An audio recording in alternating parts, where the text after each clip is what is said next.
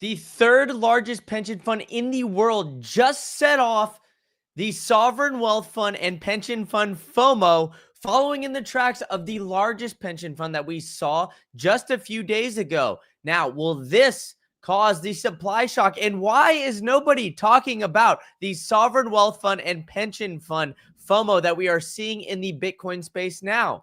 Everybody's talking about the corporate treasuries, potential governments, Bitcoin strategic reserves, but the sovereign wealth funds are going to be the reason for the Bitcoin supply shock. I'm going to dive into all of that here today. But first, let's dive into the breaking news that we saw where South Korea National Pension Fund has increased its Bitcoin exposure by 182% in the first half of this year. Some have even said it's increased it by 226% because of its all crypto linked stocked holdings. So, South Korea National Pension Fund boosted its quote unquote crypto related stock holdings to 556 million in Q2, reflecting institutional confidence in the digital assets, where it doubled and tripled down. Coinbase, Block, Robinhood, and Strategy hold surging to 226%. This move, quote unquote, legitimizes the asset class and challenges the remaining stock volatility, including some regulatory risks and some other issues that people are looking at with all of this. But the reality of all of this, what it shows is that, hey, you know what? We are starting to see the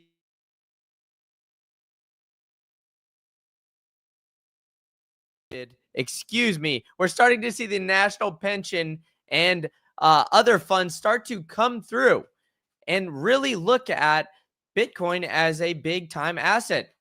Is Bitcoin going to be the new future of retirement accounts because of how much wealth we are seeing get drained out of the system on a daily basis? So now we are seeing Abu Dhabi, which I went over a couple days ago, allocate funds to the BlackRock ETF, looking at 681.5 million, right?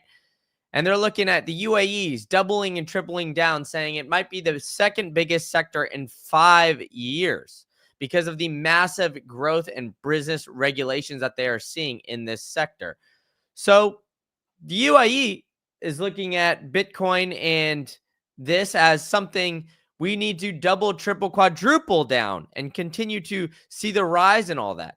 Then on top of it, if you look at this, the largest sovereign wealth funds in the world, well, what did we see not too long ago? The Norwegian sovereign wealth fund double and triple down on its Bitcoin exposure here last quarter, boosting its exposure by 83% in a single quarter. Now, what does that mean for all of these Bitcoin treasury companies here coming forward? Because this is where we're going to start to see the FOMO really take off, right? Because now we have the US talking about the plan for establishing a United States sovereign wealth fund, right? I mean, this is going to be absolutely massive. The amount of money that we could potentially start to see shooting into this account here could be actually drastic, because once the United States puts through a sovereign wealth fund, that's where we're going to get some craziness go along. And it's not like these guys are just increasing their holdings by a little bit, let's say. They're massively increasing these exposures, and they're doing it in a very quick and short period of time. I mean, in 2 quarters, 182% increase in a single asset class. You just don't see that, especially with the amount of money coming in at play here.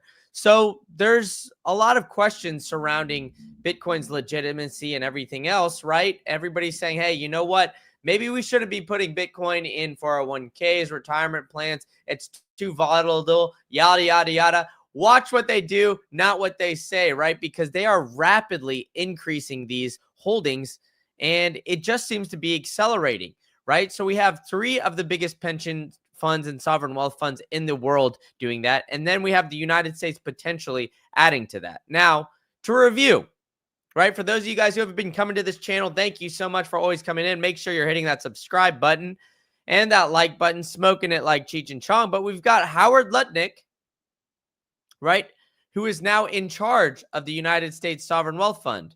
Now, I know this is his Wikipedia page, and it might be hard to read for you guys, but he was the founder and executor and chief executive officer of Cantor Fitzgerald. Now, let's review. Cantor Fitzgerald's portfolio, 43.75% in MSTR. Then they've got NVIDIA. They've got iBit in here. They've got Rumble.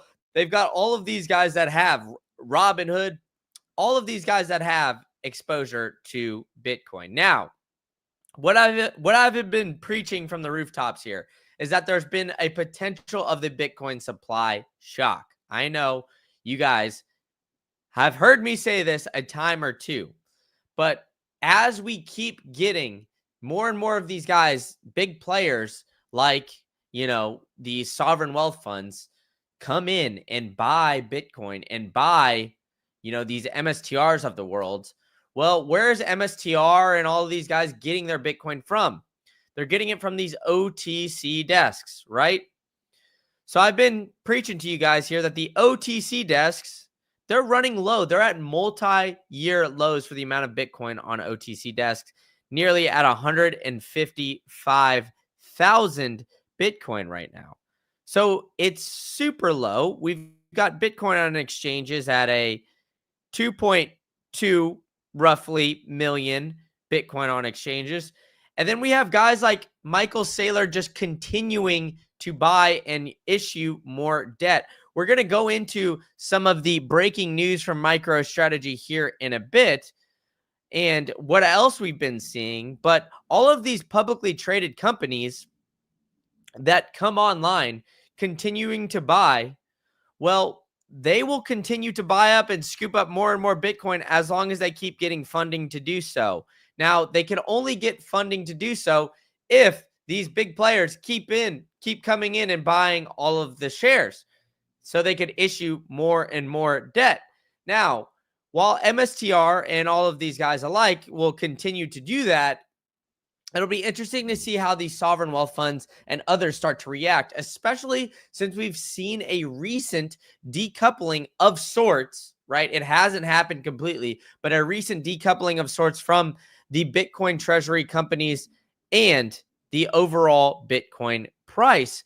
Because as you guys have seen, right, the Bitcoin price has been humming along, right? All right, we're down a little bit today and down a little bit this week, but Bitcoin hit an all-time high midweek last week, hitting 124,000.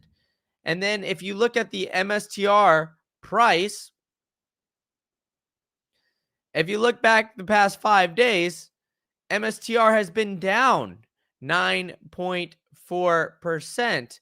Now, if we look at these Bitcoin treasury companies and how they've been performing, well, it would seem like there has been a little bit of a decoupling when it comes to the overall Bitcoin price and these treasury companies. And everybody always talked about, hey, these guys, MSTR, they're a levered play. But when Bitcoin hit all new time highs, we saw MSTR, SIPO, H100, Metaplanet, all of these guys down by a good portion here, right? MSTR down 29%, all the way down to nearly 79% down, while Bitcoin was humming to new all-time highs. So we got to keep a very close eye on how these treasury companies react to the Bitcoin price, especially with the amount of money that is getting poured in from the big players, because this is something that they're going to be keeping a very close eye on. And, the MSTR flywheel that has been updated a little bit, but I like to show this image because I think it's the easiest and simplest to understand here. Now, This reflexive flywheel only works when Bitcoin's price goes up and MSTR's market cap goes up. So although Bitcoin's price has been increasing, well, there has been a little bit of a wrinkle here where MSTR hasn't been increasing as Bitcoin has been increasing. So will MicroStrategy be able to issue more debt in order to buy more Bitcoin? That is the question. I think they will be able to, just because of what MSTR, the brand name, Michael Saylor, the marketing that he does, right? There is going to be some of these Bitcoin treasury companies that do not last. I want everybody to be very cautious when they are doing that, investing in these Bitcoin treasury companies, because it's not a sure bet, so to speak, right? The only sure bet is buying Bitcoin. And that's why I think everybody should be buying Bitcoin, holding on for dear life, the hodl mentality. You know, even though we have the potential hodler's dilemma where you are not buying and holding, right? You're potentially needing to sell in order to live your lifestyle. Well, I've got a solution for you guys with Salt Lending. So if you go to saltlending.com/green candle, or the link down below in the description, you could go down there and they give you some of the best rates in the industry, starting at 8.95% with a duration of 12 months. And they'll let you borrow up to 70% LTV. They've got no prepayment fees, no credit checks, and best of all, no rehypothecation. So you don't have to worry about any funny business going on. Now, get your Lightning wallets ready, because I'm going to give you guys some of this generational wealth that we've all been trying to accumulate, courtesy of my friends over at Bitcoin Well. Now, if you go to bitcoinwell.com/green candle, you could sign up today and get yourself some Bitcoin as well. If you sign up, they'll give you 500 points. You buy Bitcoin. That's 2 spins on the Bitcoin wishing well, with the potential to win 1 million sats. So go ahead and do that ASAP like Rocky. Now, make sure you guys are smoking that like and hitting that subscribe button. Boom, 406 sats straight to your dome piece. Now, if you missed out on that, make sure you guys are going to bitcoinwell.com/green candle. I might have flipped away from that a little quick, but bitcoinwell.com/green candle. And you got to do it quick, because MSTR just issued some equity guidance here, which I think is very interesting, and we need to dive into a little bit here as to the accumulation strategy of what we could potentially see going forward. I mean, Michael Saylor is telling you guys and doing all of this out loud and getting more and more treasury companies on board for all of this, right? So Freedom Guy thinks that they're going to manipulate the Bitcoin price. Look, the Bitcoin market cap is so big that it is not going to be manipulated by potentially these guys, right? I think it's, maybe BlackRock, maybe MSTR can manipulate the price. But these other guys, man, there's just not enough money coming in just yet. So if you look at it and you look at the guidance, above 4.0 MNAV, they're going to be actively issuing MSTR to buy more Bitcoin, right? What is the MNAV at right now? 1.6, right? So they told us exactly what they're going to do. Between 2.5 and 4, they will opportunistically issue MSTR to acquire Bitcoin. So they'll be a little bit, let's say, more calculated here. Now, below 2.5, they will tactically issue MSTR to pay interest on debt obligations, fund preferred equity dividends, and when otherwise deemed advantageous to the company. Now, they are basically in this range right here, where they're saying it's about 210. That's their share price target, right? Anywhere from 210 to 600. And we're sitting here at 360, right? So they straight up just told you exactly what they're doing as we see them buy more Bitcoin and go through it here, right? And, we see more and more of these Bitcoin treasury strategy companies come on. I mean, Michael Saylor just like retweets all of them, right? Amdax is a new one. Amsterdam's Bitcoin treasury company. Metaplanet, of course, right? He's tweeting this out every single Sunday where there's not enough orange. Look at how many buys that we've seen Michael Saylor do within this past year. Since Trump has come into office, Michael Saylor and MSTR has purchased over 60% of their holdings. That is massive. Now, you can go and verify this yourself. You don't need me to come to Strategy's website and do this. But if you go to Strategies, right, and you look at their purchases, you literally go through, it's literally, they've missed 2 weeks this entire year since 1/6. I mean, maybe even earlier this year. I mean, look at this. They've bought Bitcoin. They've maybe missed 2 weeks. They've missed 2 weeks ever since Trump got elected. That is absolutely crazy. Since Trump won the election back in November of last year, they've missed 2 weeks worth of Bitcoin buying. It's astronomical, the amount that these guys are buying, and they just keep increasing it, right? And it's crazy because it's not just MSTR as this whale that is coming in and buying Bitcoin. I mean, look, Adam Back today was saying, hey, weak hands are selling cheap sats to the Bitfinex whale. They have a Bitfinex whale buying in $600 a second. So a whale is selling cheap sats, and our whale is selling, and the Bitfinex, a Bitfinex whale is buying literally the amount of Bitcoin that's mined every single day. 450 Bitcoin mined every single day right now. So this single whale wallet is buying enough. And then look, we've got all of these 100 publicly traded companies buying more and more Bitcoin, 168 of them. We have 977,000 Bitcoin just held from publicly traded companies. That's going to reach a full Satoshi. I wouldn't doubt it if it reaches it by the end of this quarter. Another 33,000 Bitcoin potentially by the end of this quarter. I wouldn't doubt that that's coming soon.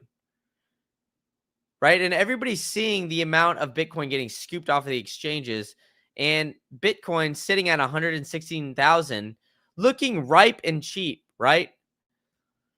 Meanwhile, the US is sitting on their hands waiting for these, the sovereign wealth funds to come out. But if you look at everybody else, right? South Korea is not waiting. Why would they wait? Norway's not waiting. Why would they wait?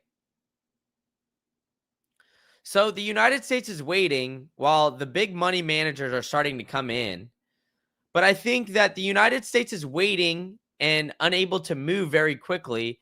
And what we saw previously from Bo Hines leaving Trump's admin, I think not a lot of people are talking about that, right? I think a lot of people kind of swept that under the rug. Oh, you know what? He's a young guy. He wants to get back into the private sector. You could just make more money in the private sector. I don't think so. I think Bo Hines is a true Bitcoiner behind the scenes. And I think he saw exactly what I'm lining out here. The OTC desks are losing Bitcoin at a rapid pace. There's simply just not a ton of Bitcoin left on exchanges. And the amount of buying that the government can do, it's going to take a long time before they're able to get all this, right? It's going to take a long time before the United States government is able to buy Bitcoin, just period. So I think that this slow movement really swayed Bo Hines away from it. So I've talked about these 50-year cycles with Mark Moss previously, right? Everybody talks about the 4-year cycles, but I think money kind of goes in this 50-year type of cycle, right? I've talked about it on this channel a few different times, but for those of you guys who have missed it, make sure you're hitting that subscribe button so you come back and you hear me blabbing about it. But the first 10 years, you'll see retail start to come on. So like from 2008 to 2020, that's what we really saw. It was retail FOMO. Then now this decade, we're starting to see corporate treasuries. So institutions really start to embrace Bitcoin. Then the third 10 years, that's when we'll start to see governments come on. So sure, we have, small guys like El Salvador, the Kingdom of Bhutan starting to embrace Bitcoin. And I think maybe we'll get a few other small players. But when we get the US to actually start to embrace Bitcoin, I'm projecting it's going to be a little bit later, folks. I don't think we're going to get any movement, any actionable steps towards all this until 28 or later. I don't think Trump's going to be able to do it. He's got an uphill battle, right? TF is saying, hey, it's going to be that budget neutral way, which is just involving confiscation, which is essentially what they've done, right? I mean, we heard Scott Bessent the other day come out and say, hey, you know what? We're not going to be buying any more Bitcoin. And everybody was up in arms on that. But they've been saying this for a while. So for those of you guys paying attention, you guys knew that this was essentially coming, right? You knew that, hey, these budget neutral ways, it ain't too gravy here, folks. We're not necessarily humming along and buying all this 150,000 Bitcoin, 155,000 Bitcoin very quickly. Right? I mean, Saylor will continue to have all of these buys here. And that's why Bohein's left. He didn't like that we needed to have these budget neutral ways, right? And Scott Bessent came out and said, hey, you know what? Everybody's been suggesting, why don't we revalue the gold? This would be a perfect budget neutral way. And then we'd magically get billions of dollars just popping up because all we did was, hey, you know what? Gold is not $40 an ounce anymore. But no. The United States is not going to do that. We're going to move very slowly. Look, everybody's been impressed with the things that, DJT has been able to do.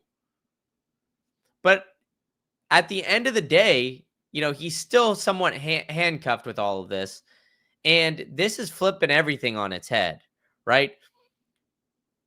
You saw how quickly Elon got out of Doge, right? Say what you want about all of these guys.